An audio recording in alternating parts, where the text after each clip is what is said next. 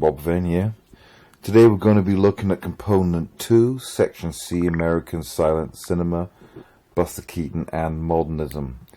So the four films we're going to be looking at, remember, are The High Sign, Cops, 1 Week, and The Scarecrow. Now, what are we going to need to look at for this section? So our core study areas are key elements of film form. So, principally, we're talking mise-en-scène, editing, and cinematography.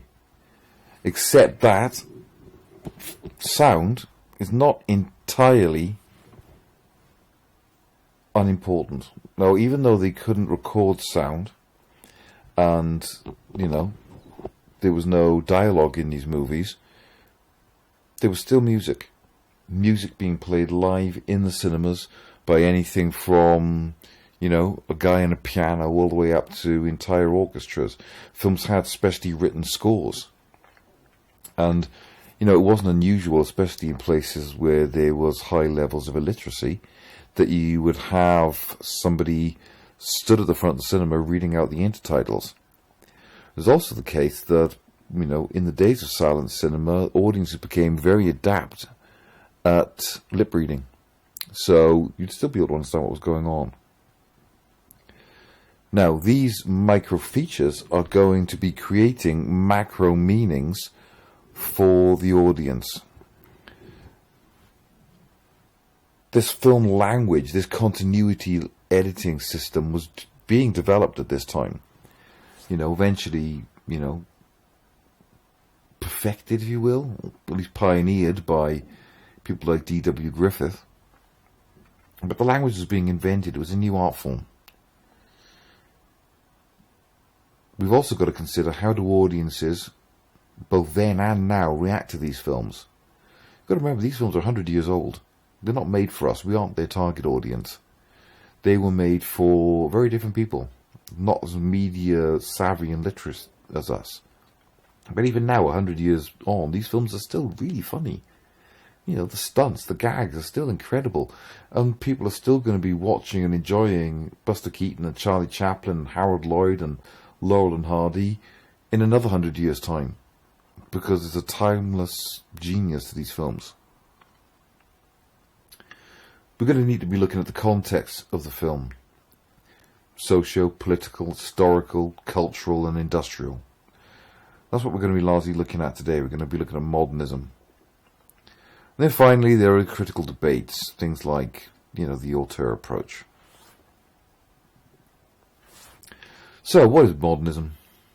Talking late 19th century, early 20th century movement, rejected earlier thinking about truth and championed the new. It was closely linked to the social changes that were going on at the time. We were starting, as a result of the Industrial Revolution, to see massive industrialization, massive advances and rises in new technology and scientific developments, rapid urbanization. All of these things were linked to World War I, for example, and how war always, massively pushes forward technology. And in America, of course, you'd had the American Civil War, which had, to a certain extent, invented the modern production line with the mass production of, firearms and swords and things like that for the war. So we started to see new technologies. Gas being piped into people's houses to, light them and to cook with. Street lighting. Proper sewerage. You started to see the invention of electricity. The internal combustion engine, the steam engine, the steam train, the steam ship replacing sails and wooden hulls being replaced with metal hulls. The spread of the railway all around the world. The rise of the steel industry, the coal industry, the oil industry. Massive advances in scientific developments. Modernism was essentially a utopian ideal. It wanted to make the world better through progress, whether that be scientific, technological or social. So in the 18th century and into the 19th century, you'd seen the abolition of slavery, the, introduction of things like child labour laws, the introduction of, the age of consent to protect against child prostitution. You started to see things like the suffrage movement, which was about giving women the franchise, the right to vote, and women in America got the right to vote in 1920. You started to see the rise of political ideas like socialism, communism, fascism, anarchism, all of which, misguided or not, were all attempts to try and create a more fair, more equitable society, unless you were fascist. So, the Industrial Revolution of the late 18th and early 19th century had transformed America. America had been a largely rural agrarian society. That meant that most people lived in the countryside and they were involved in farming, whether that be agriculture, like growing crops, or whether it be, animal husbandry or whatever, right? So people were starting to move from the countryside and go to live in towns and cities and work in factories. So they became an increasingly urban industrial society. And for the first time in 1920, 50% of Americans now lived in towns and cities. So America was becoming an urban society. This image here shows an early image of Hollywood, which you can see is still very much, a lot of, wilderness, I suppose you would say, countryside, but you're starting to see, paved, metalled roads. You're starting to see automobiles. The Hollywood land sign, which, was an advert for housing development to show the American expansion. Hollywood only started really making films in 1910. Until then, New York had been the centre of American film because it was growing out of theatre. That's where all the actors and the set designers and the writers and the costume designers and stuff were based because they were working for the theatre. But the rights to use movie cameras was owned by Thomas Edison. You had to pay Thomas Edison for the right to make a film with one of his cameras. And of course, like everything else, that led to bootlegging. People were making bootleg films and not paying the copyright. So they started to be chased down by, private detectives and the law, because Thomas Edison was setting them on these people. So what did these people do? They went off west to get away from him. The advantages of making a film in Hollywood, of course, unlike New York, is you've got all year-round sunshine, good weather, good light. And if the Pinkertons come after you, you can just hop over the border to Mexico. Now, what had art been like before? The purpose of art during the classical period, the pre-modernist period, had been about representation. It was the goal of the artist to capture truth, to render reality in as close a way as possible. Much of this was about representing, religion. So, think of the Sistine Chapel, for example, the ceiling of that. Think about, there were loads of paintings trying to bring to life classical stories, whether it be Greek myth or Bible stories or whatever. But it was also about doing things like trying to recreate the human form. Look at Rembrandt's self-portrait here from 1659. Look at how much effort he's gone into to recreate his face. It's remarkable. Those eyes, look how expressive they are. Look at the wrinkles in his forehead. Look how interesting and this light is. Look how his face pops, right? But is that lighting really that realistic? Look at his hands. They're just a blob. Which I guess kind of represents the way we actually see things, because we only ever focus on one thing at once. But look at the effort he's gone into doing that, to recreate that realism. It's also a case of high art and good taste versus low art and popular. high art was lauded, whether it be Shakespeare or, ballet or classical music. But then something happened. The camera was invented. Photography. And let's face it, film is just photography 24 times a second. So film and the camera, the stills camera, could suddenly recreate reality in a way that no classical period artist could have dreamt of. Even a black and white photograph was able to recreate the world in a way that no artist, not even Rembrandt, ever could. Not only that, it didn't need an incredible amount of skill to do it. Somebody with a few hours training and a mechanical device could capture truth in a way that, after an entire lifetime of studying his craft, Rembrandt never could. No sculptor, no painter, no sketch, no anything of classical art could do what photography did. So suddenly, art needed a new raison d'etre. It needed a new reason to exist. It needed a new killer app. So along comes modernism in the late 19th and early 20th century. Art had to reinvent itself. It had to do something different. So suddenly it was all about the shock of the new. Art shouldn't just reflect reality. It should reflect some kind of deeper, more fundamental truth. Something more abstract, something more fundamental. We started to see art like surrealism, abstract art, minimalism, Dada, futurism, constructivism. Stuff that to this day is still controversial and still shocking. I mean, look at Piet Mondrian's composition number 10 from 1939 to 1942.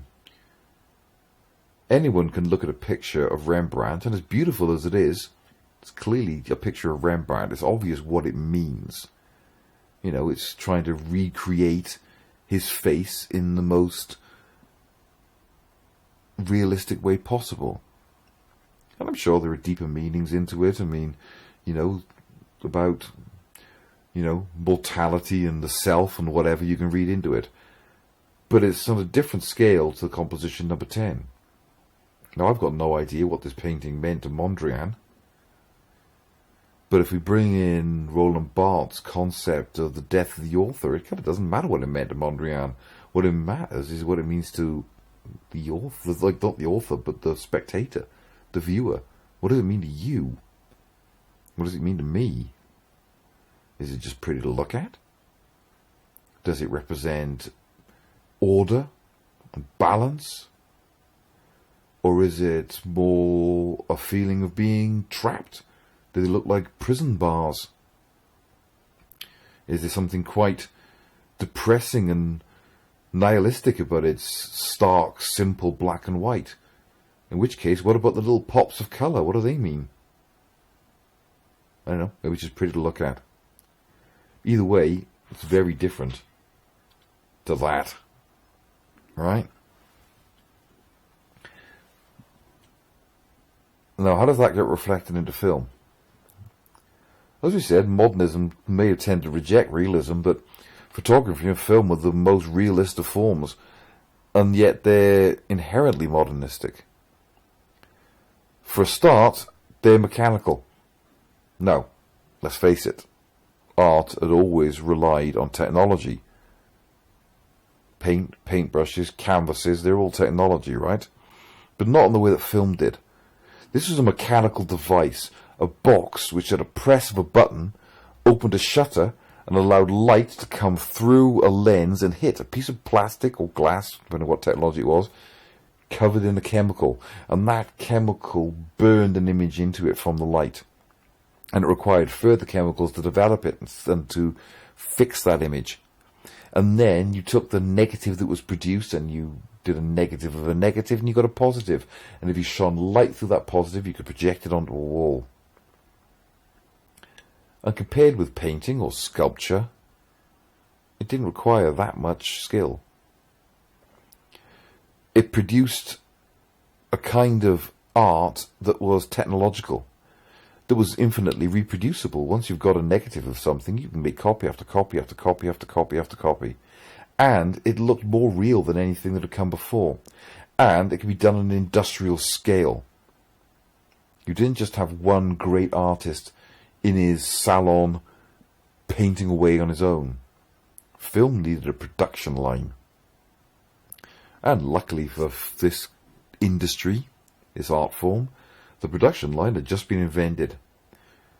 The earliest production lines went back to ancient times. I mean, people had to mass-produce weapons for war, right? Arrows, and in particular, being produced in massive numbers during, say, the 100 Years' War between Britain and France. But it was the American Civil War that invented the modern production line as we know it, so the mass production of things like rifles and bayonets and swords and uniforms on an industrial scale. But it was really perfected in the early 20th century by Henry Ford, with the production of his motor cars, notably the Model T. He turned mass production into a science. No longer do you have one artisan who, made, say, an entire chair on his own. Nowadays we have, one person doing one job, moving the chair down the line, the next person doing another job. This meant that things could be produced much faster, on larger scales, and for cheaper cost. And if it's cheaper to produce, it's cheaper to sell, and it's cheaper to buy, and suddenly we get mass consumer culture existing in a way that had never existed before. Hollywood was massively influenced by this, and the studio system that evolved in the early part of the 20th century was very much an industrial system. It would run like factories.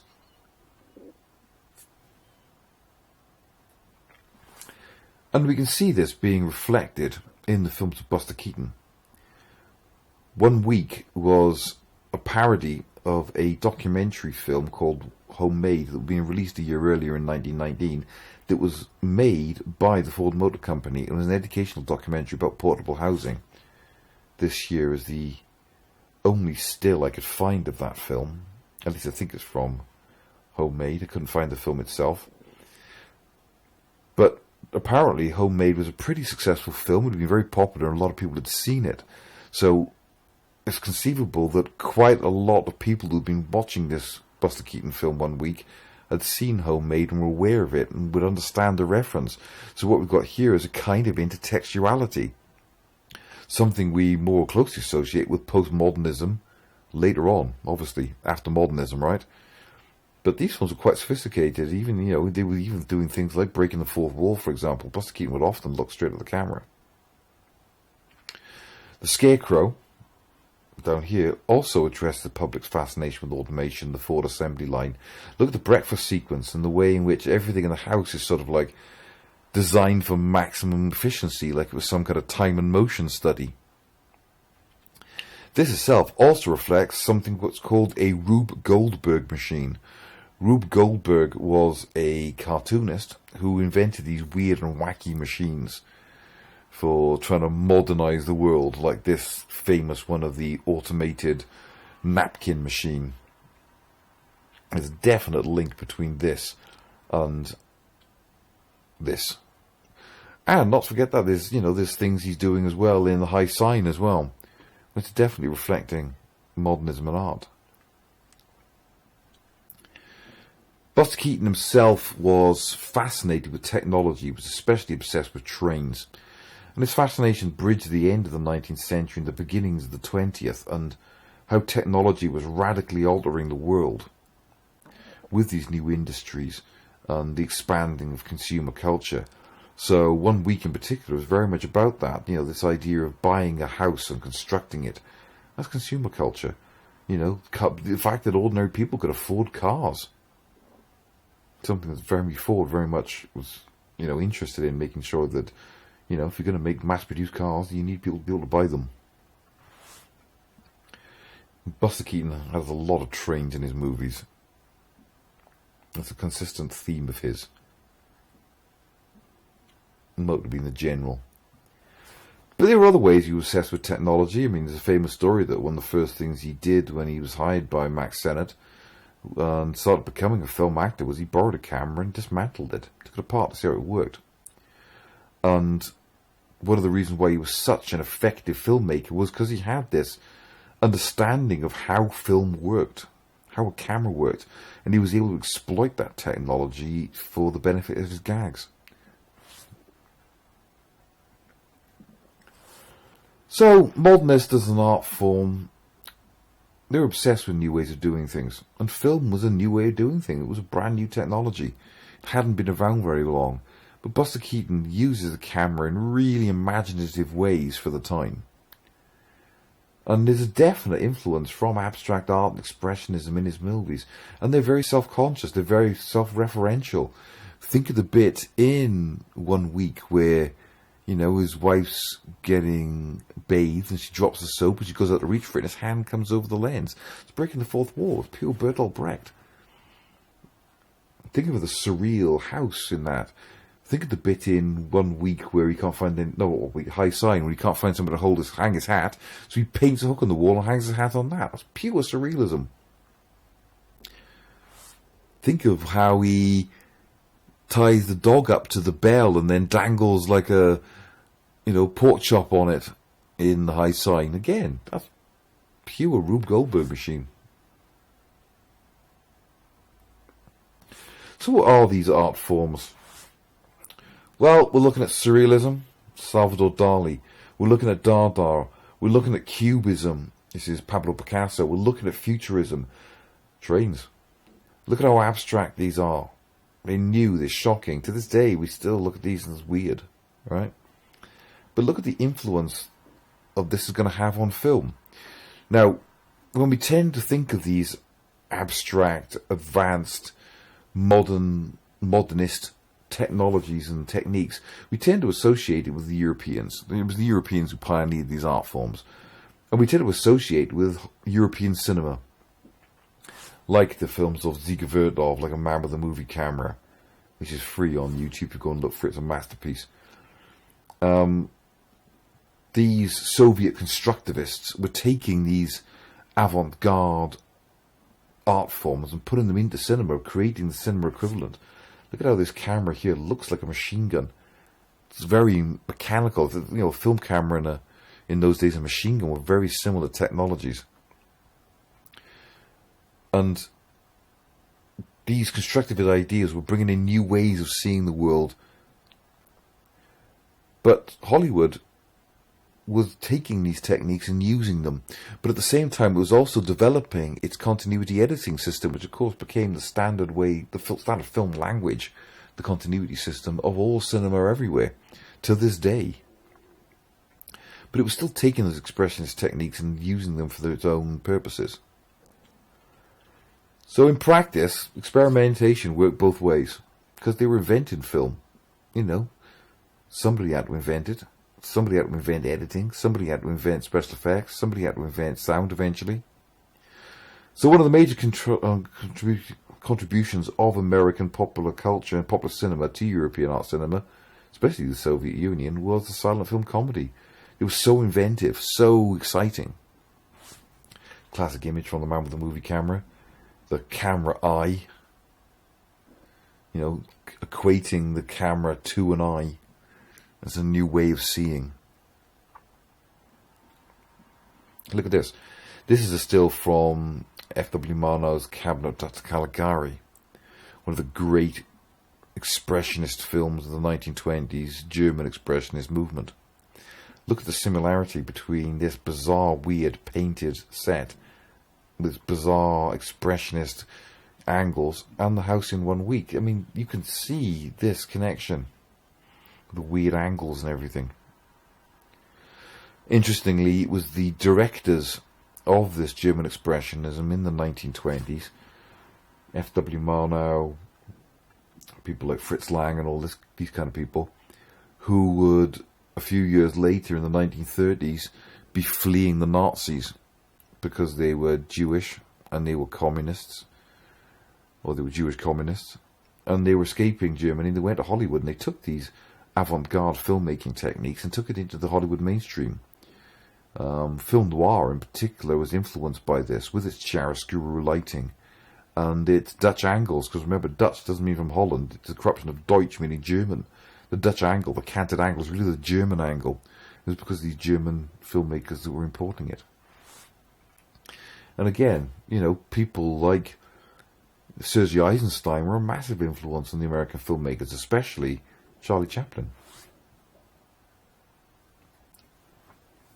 So, like the Soviet constructivists, people like Ziga Verdov and Sergei Eisenstein, and the German Expressionists, American silent comedy was interested in machinery, especially the machinery of cinema. So, we tended to have lots of cars, lots of motorcycles, lots of trains, lots of sophisticated mechanical things in these movies. But also, it was acting. Acting was changing. Remember, acting until then had been the preserve of the theatre. And in the theatre, you've got to project. You're projecting to the back row. You're projecting to the stall. You're doing exaggerated acting, big movements, big gestures, because, you know, there's no such thing as a close-up in theatre. So people were taking these over-the-top, almost expressionist techniques into cinema, and it was over the top for film. It was too much. You know, oh yes, you had to pantomime things more in those days because you didn't have any dialogue as such, but what they were doing was they were taking this formalist, expressionistic acting style, and you can still see it in Buster Keaton's films. But Buster Keaton, even though he'd come from vaudeville, was taking a much more minimalist and modern approach to his acting. The word we can use for it is verisimilar. Like in verisimilitude, you know, it's that same word root. It means realism and convincing. He had a much more verisimilar, very much a stripped down kind of acting. You know, his nickname was Old Stoneface because he never emoted. You never saw an expression of him because his blank face connoted a sense of dignity. And you see someone slip on a banana skin and fall over, that's tragedy. But if they do it with a sense of dignity, that's comedy. As I said, Buster Keaton, like Charlie Chaplin and all these other actors, came from vaudeville. And American silent cinema took the experimental and, you know, populist forms of vaudeville and used it in terms with the cutting-edge technology of film to do something different. Buster Keaton started as a stage act with his mother and father, Joe and Myra. So Joe, Myra and Buster Keaton had this comedy kind of acrobatic act. And the younger Keaton became famous for his ability to be basically thrown around and do pratfalls from a very early age, to the point he was practically indestructible. And legend has it, it was the great Harry Houdini himself that gave Buster his nickname, Buster, because he was unbreakable.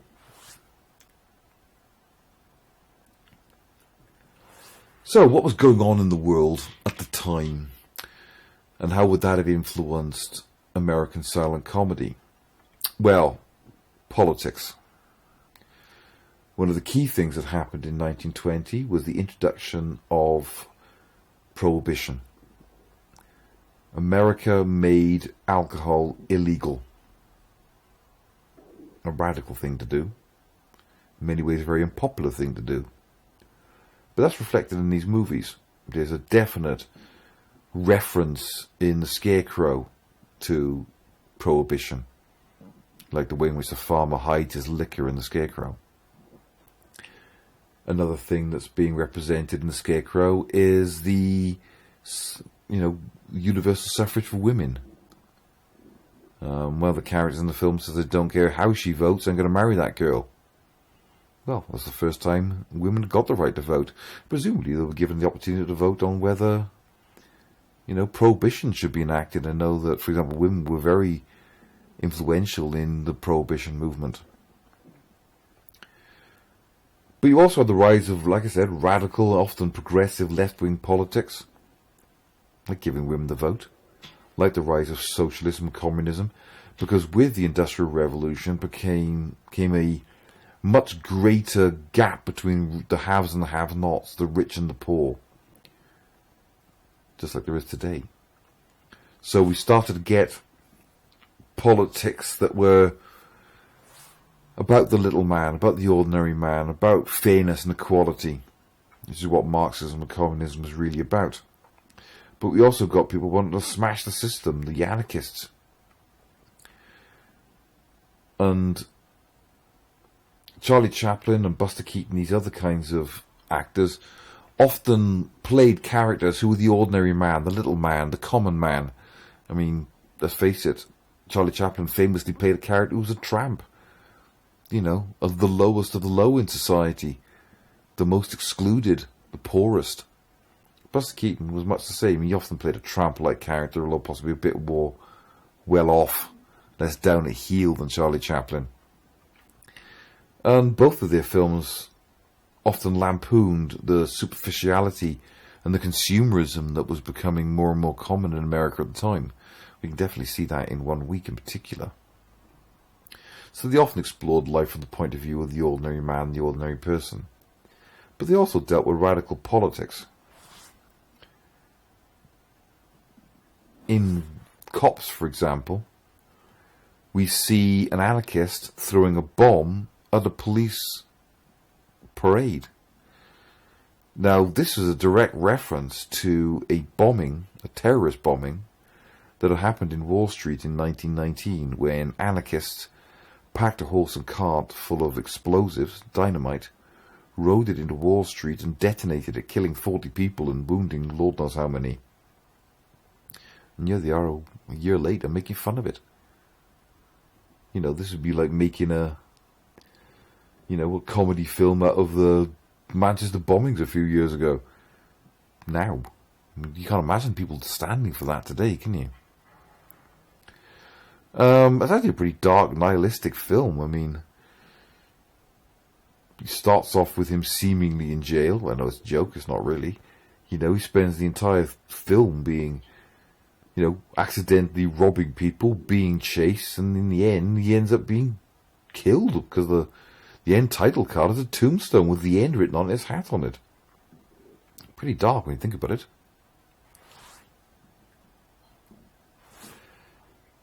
Unpredictability is another thing associated with his comedy. His films were very surreal. They didn't often make a lot of sense. The story, the narrative was of less importance. There was a kind of surreal stream of consciousness kind of thing going on in his movies. I think we can definitely see that in The High Sign, which is very odd. Look at the chase around the house at the end of it, or indeed the truly bizarre house in 1 Week. Surreal, bizarre, strange. There's not a lot of logic going on here. The story often doesn't make a lick of sense, and it doesn't matter. What really mattered was the creative flow that was going on here. The creativity of the jokes, the creativity of the stunts. Both of which are known as gags in movie parlance. There was a self-reflexivity to him. Like I said, there was a lot of breaking the fourth wall going on. He wasn't afraid of direct gaze, of looking straight at the camera, of covering the camera lens when his wife drops the bar of soap in 1 week. Of messing with the thing. He made, it's not one of the ones we're looking at, but in one of his films, very much, there's a great sequence which he sort of like blurs the reality between film and the real world. He tended to focus on the telling rather than the tales. So the narrative didn't matter, it was how you told it. The stunts, the jokes, all that kind of stuff. There was an irony to that. But it required an evolved, self-conscious viewer. You've got to remember that it may have been a new art form, but the audiences were not stupid. They were cine-literate. They went to the cinema a lot. They understood the generic conventions. They understood the film language.